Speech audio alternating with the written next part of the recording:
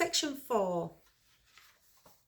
When criminal cases collapse, police, CPS and diversion.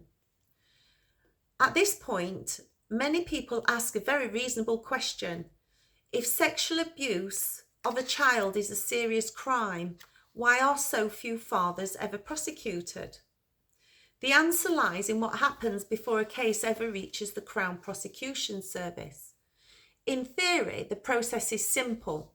A child discloses abuse, police investigate, evidence is gathered, and the CPS decides whether to charge. In reality, that process is repeatedly interrupted. In many cases, including my own, the child's evidence never even reaches the CPS. I've got a whole podcast on my case and what happened with the CPS. I ended up being recalled into prison. Files stall, interviews are delayed, information is said to be reviewed, then nothing happens. Years later, mothers are told the case is historical or that there is insufficient evidence. But the evidence did not disappear on its own.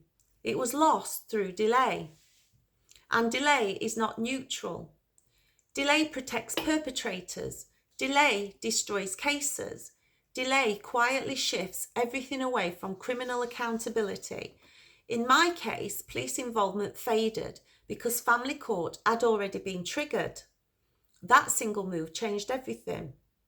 Once a case is framed as a contact dispute rather than a criminal investigation, the focus shifts immediately. The question is no longer, has a crime been committed? It becomes, how do we manage contact? It was during this period that I began to feel something I could not fully articulate at the time. That the aim was no longer resolution, but my removal. I began to feel that imprisonment was not an accident or a risk, but a direction of travel. That feeling did not come from paranoia. It came from pattern. Every time I tried to protect my child, the response escalated against me. Every act of resistance was reframed as non-compliance. Every attempt to pursue criminal accountability increased pressure on me, not on the alleged abuser. Over time, the system functioned more smoothly when I was silenced, restricted, or threatened. I also began to sense that my ex had foreknowledge, not because of the conspiracy, but because he appeared unsurprised by outcomes that truly shocked me.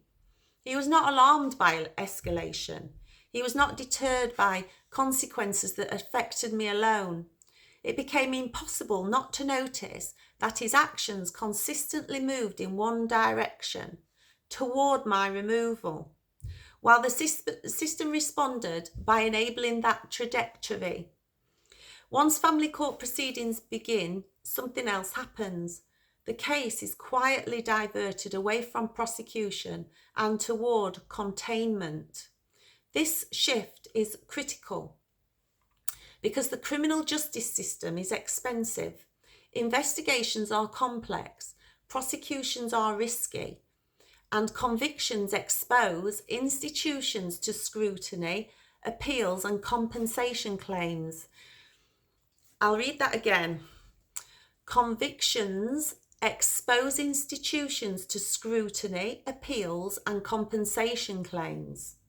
Family court, by contrast, operates in secrecy, does not require proof beyond all reasonable doubt, does not create criminal records, and does not require accountability. So cases are diverted, not officially, not in writing, but in practice. This is why so many mothers report the same experience. Police involvement fades once family court is engaged. The CPS never receives the full file. Charges are quietly dropped or never pursued. And when mothers push back, when they ask why, they are treated as the problem.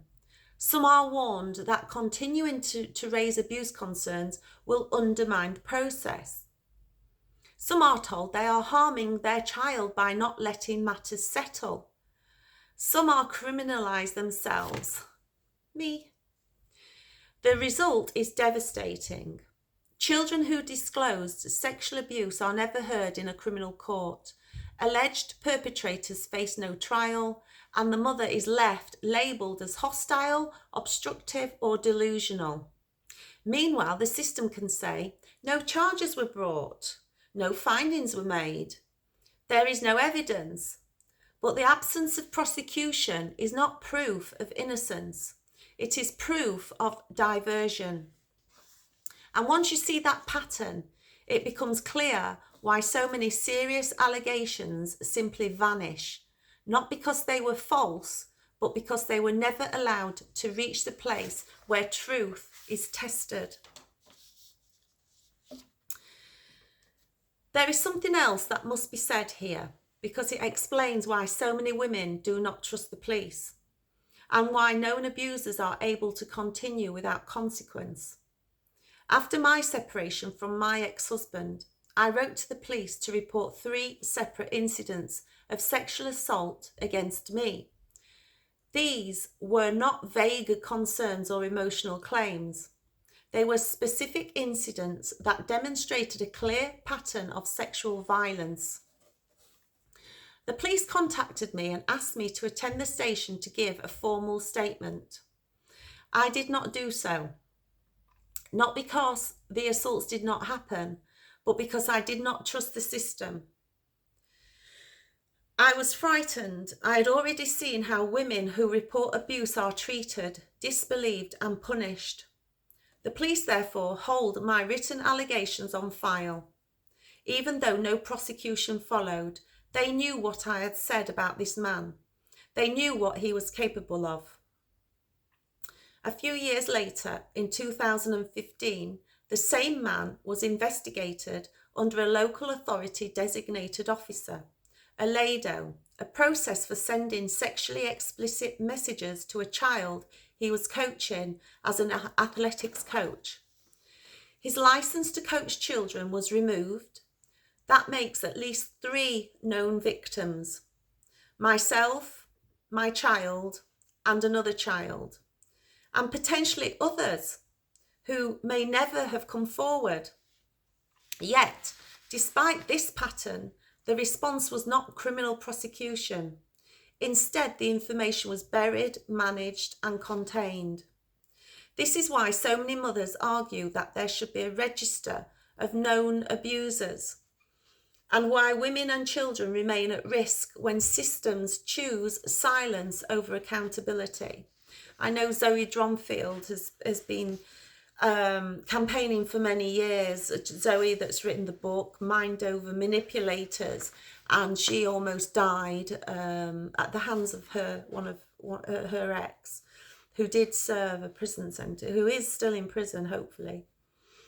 This is not a failure of one individual decision. It is a structural failure, a system that allows repeat offenders to remain invisible while mothers who raise concerns are removed, discredited, and imprisoned.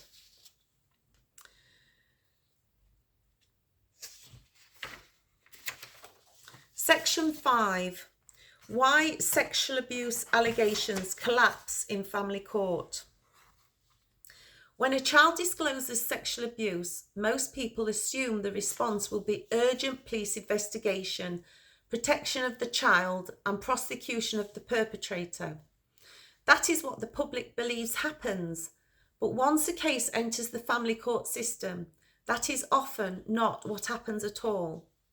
Family courts are not truth-finding courts. They do not exist to determine whether abuse did or did not occur. They exist to allocate risk.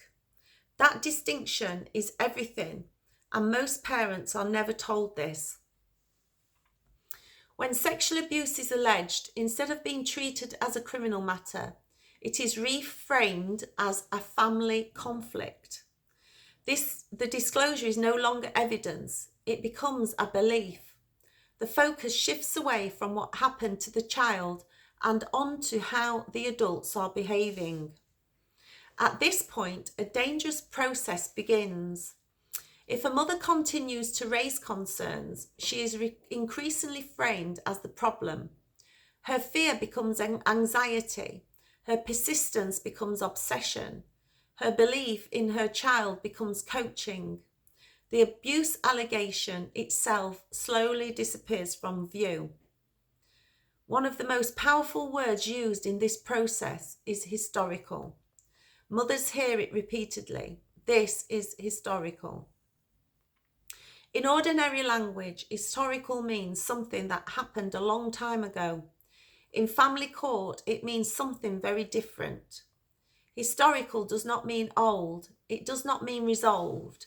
It means administratively inconvenient. When professionals say an allegation is historical, they usually mean we are not going back. Investigating this now would disrupt the plan. It would require revisiting earlier decisions. It would create delay, cost, and professional risk. Many allegations are labelled historical, even when they occurred months earlier, before the first hearing or before any decision was made.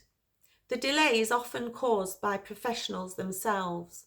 Children may wait months for police interviews. By the time interviews happen, physical evidence is gone. Memory is challenged. Normal trauma responses are used to undermine credibility. Then the same delay is used against the child and the mother. The allegation is dismissed, not because it is false, but because it is no longer convenient. At this stage, the system prioritizes stability over safety. Ongoing contact with the parent the court has chosen to privilege becomes more important than investigating serious criminal allegations. Once that parent is chosen, the system protects the decision rather than the child. This is why sexual abuse allegations collapse in family court, not because they are false, but because the system is not designed to deal with them. Once the mother is removed and the child is silenced, the system declares the problem solved. So I'm going to leave it there and I'm going to go on to 5A. Did I say like, subscribe and share? I'll be back